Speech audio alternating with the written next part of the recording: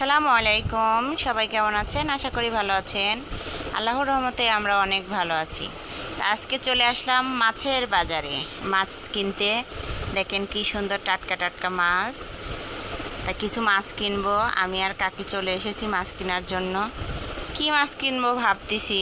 আর এখানে অনেক বড় একটা পাঙ্গাস মাছ কেটে রেখেছে, বলছে নিতে যে অনেক ভালো হবে।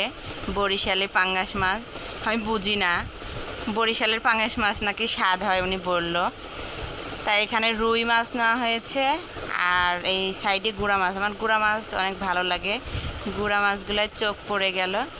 এই যে কি সুন্দর সুন্দর মাছ, গুড়া মাছ, বাইম মাছ, আর এটা কি মাছ বলে, মোয়া মাছ, চাদা মাছ, সুন্দর সুন্দর নদীর মাছ।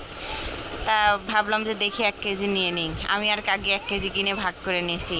একটু দাম বেশি তো বড় মাছ, তা 2 পিস মাছ হয়েছে। একটা মাথা দিয়ে দিয়েছে, মাথাটা নিতে চাচ্ছিলাম না, তাও জোর করে দিয়ে দিয়েছে যে একটা মাথা নিতেই হবে। বারবার রিকোয়েস্ট করতেছিলাম দিয়েন না।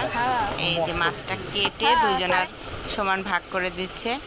তারপরে মূলার শাক নিয়ে নিলাম। মূলার শাক খেতে কার কার ভালো লাগে কমেন্ট করে জানাবেন। আমার তো খুব ভালো লাগে মূলার শাক খেতে। কাঁচা বাজারেও দেখলাম কি কি নেওয়া যায়। তা আজকে অনেক কিছুই বাজার করলাম, আর বাজারে সব কিছুরই অনেক দাম। সাধারণ মানুষের খেয়ে